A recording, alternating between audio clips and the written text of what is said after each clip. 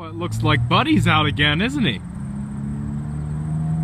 Yep, never fails in Ohio. Good evening, E39 source. Colton here with my 2001 540i6. Back at my old apartment complex. I like this filming location. It's a nice location. It's just down the road from where I currently live. But someone parked a trailer here, where I filmed last time, in the shade. It's a beautiful place, but they parked a trailer there, so I'm parked right behind the trailer. And excuse that noise in the background. I don't know what they're doing over there. They're doing something.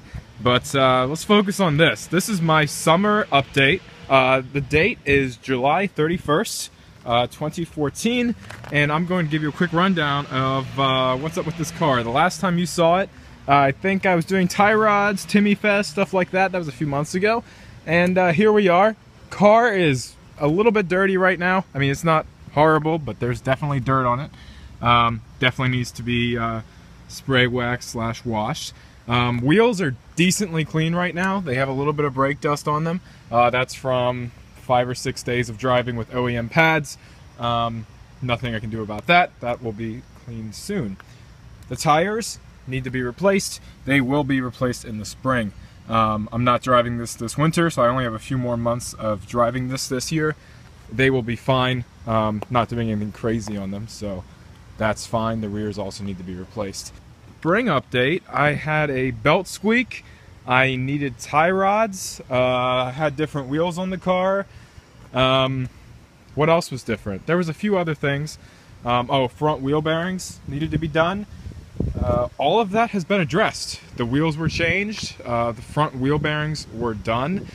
So those are new. Brake rotors on all 4 corners were done. The pads were fine, so I did not replace those because I don't use my brakes that much. I engine brake.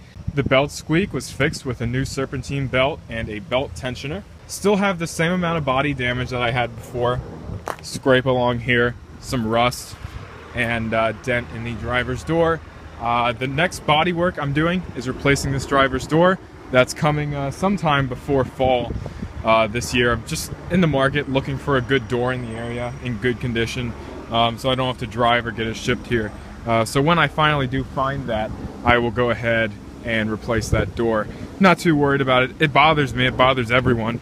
That's the main cosmetic issue with this car.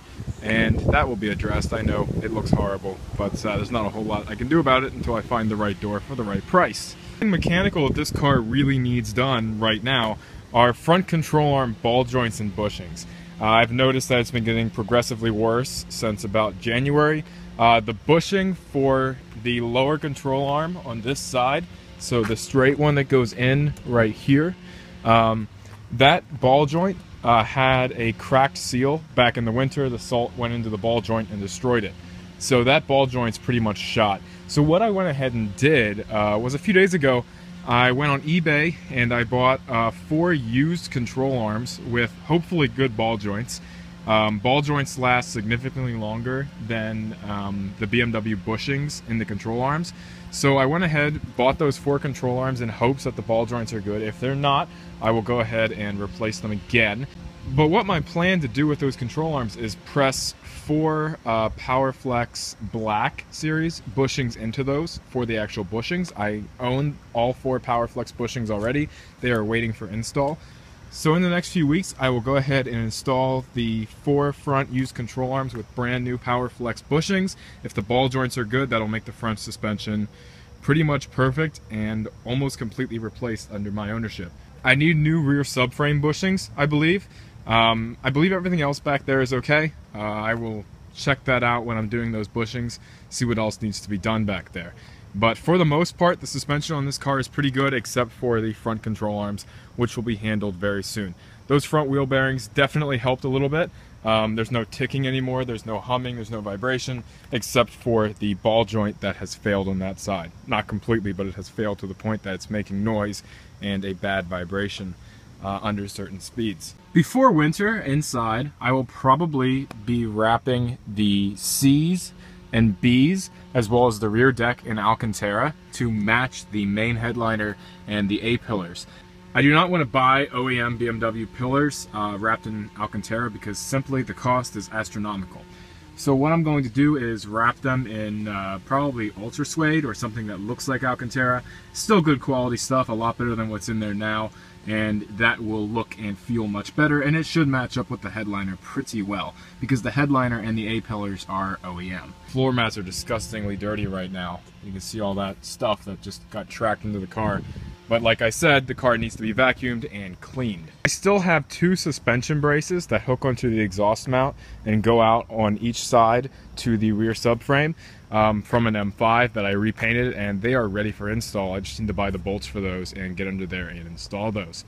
So that's coming in the future. Yeah, rear bumper? Okay. Let's get into what's going to happen this spring. This spring, I'm going to store this car in a garage. This winter, I'm going to buy and drive a beater car this winter, so this doesn't get any more rusty or messed up.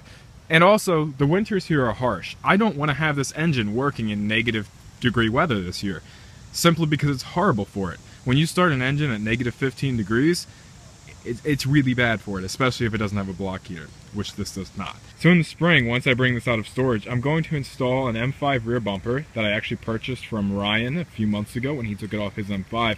That's still sitting in his basement. It has a crack in it, but I'm going to have that crack repaired and the bumper painted, so that will be an OEM M5 bumper. And when I have that done, I'm going to have an exhaust shop modify the spare tire well slightly, bring it up a little bit, so I can have a pipe running out this side, so then I can have a quad exhaust running out here. Now, something that I haven't fully figured out yet is what I want to do as far as the resonator / X pipe. Currently, the exhaust on this is just cut off right after the OEM 540 resonator. I don't like that, obviously, especially once I have an M5 bumper on there. I'll have 2 holes that need to be filled. So what I'm going to do is buy some form of an X pipe. Now that X pipe is either going to have a resonator in it, or it's going to be a straight X pipe. I haven't decided what volume I want yet, or what exact tone I want yet. So that right there is going to decide whether I get a resonator in the X pipe or not. Either way, I'm going to install an X pipe, or have a shop install an X pipe, and run 4 tips out the back from that X pipe. So that will sound good. It'll probably be a little bit louder either way than it is right now. Right now the car is loud as it is. It'll probably be even louder then, but I don't really have an issue with that. I love the sound of a V8 and I think it sounds amazing. There's not a whole lot else to say with this summer, fall update, moving into next spring. You know about what I'm going to be doing. Bumpers being changed, front suspensions being worked on, rear suspension will be worked on sometime to get those subframe bushings done. Interior will have a little bit of cosmetic work done to it. Oh, another thing. Short shifter. I'm going to be putting a probably a Z3M short shifter in here with a ZHP shift knob. Somehow I'm going to get lighting in that knob. As far as a boot's concerned, I'm not sure exactly what I'm going to do with that. Might use the boot off this shift knob if I can't find a buyer for this shift knob. I'd like to sell it as one piece. If anyone is interested in that, let me know. Because this shift knob, the only reason I would have problems finding a buyer for it is because nobody with an M5 is going to want it. Simply because the electrical connector connecting this shift knob to make it light up was spliced into the ashtray light. Now, that's exactly what you want if you have a non-M5. But anyone with an M5 is going to just want to plug it in. So let me know if anyone's interested in buying that once I decide to upgrade that.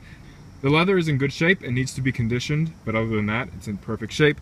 I will probably throw some Z10 on that in the next few days, just keeping it in as good a shape as I can. But other than that, it's perfect. So let me know if anyone's interested in doing that upgrade to a lighted shift knob. I have the video on the source somewhere. I'm going to be doing an oil change soon, sometime in the next month or so. When I do that, I'll be putting in Mobil 1 15W50, which will last me through the rest of the summer. And then I don't know if I'm going to switch it out in the winter or not, since I'm not going to be driving it.